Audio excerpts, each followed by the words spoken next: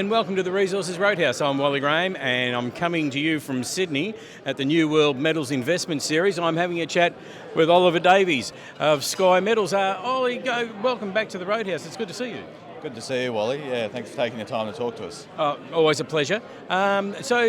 We've caught up before. Of course, you've got the tin project. We'll talk about more the who, what, why, wherefores of that in a minute.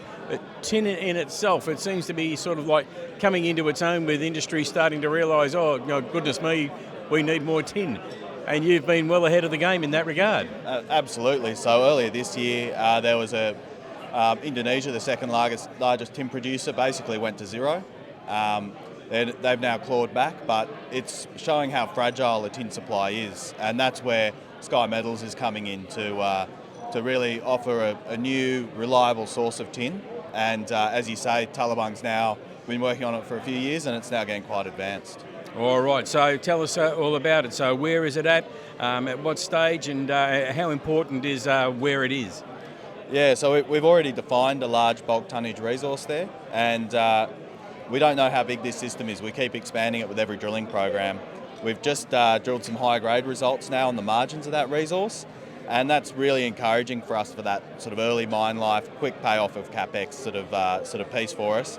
And now we're working really hard to get ourselves through the approvals process and things. We're near the Cobar mining area in New South Wales, so a well-established mining area and a really good area to be operating in. And given the historic mining in the area, there's no competing land use for our project, so it's looking like an area we can get back into production and producing tin quickly.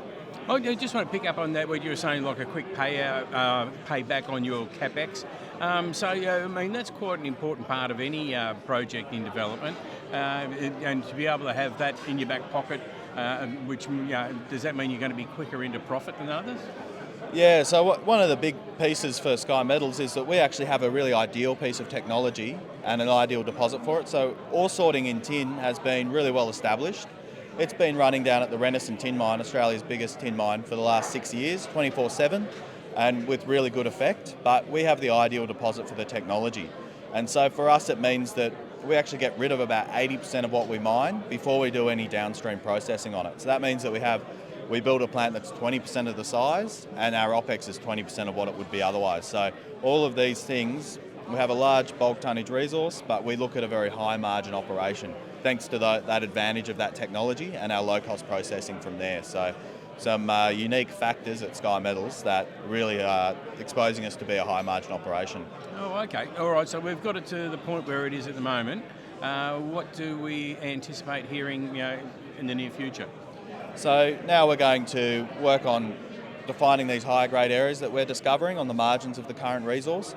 We're expanding our resource quite a bit, so we'll be working on getting these high grade areas in and then starting to look at mine studies then. Obviously these high grade areas are going to be really important for us to pay off that small capex quickly and then show the potential for what this project can deliver. And you were saying before, you keep on expanding the mineralised zone, so that speaks volumes for itself. And is that something you expected from the modelling, or is it something that's sort of, have a look what we're doing? Yeah, I think that's a really good question. I think initially we really thought that given the old workings there and things, that the tin was discovered back in the 1890s and had almost 100 years of production. So we sort of thought that the old timers had done a pretty good job finding it, but we're now stepping out over 300 metres to the south, and that's where we've actually got our highest grade hit to date. So we're finding better parts of the system, and they're beyond what the historic explorers found. So it's a really exciting point for us to be looking at these new areas, and really important for those to come into the mining studies and to show what a great project potential we have. That's a great thing about exploration, isn't it? That you can be that far away from hitting something or that far away from missing something, and then there you go. Okay, as you were saying, they used to do that. They were happy doing that, but they didn't go that far. Yeah, no, we're really encouraged by the results to date, and looking forward to getting our studies out there and showing the potential we have at Talabang. All right, mate. It's great to catch up.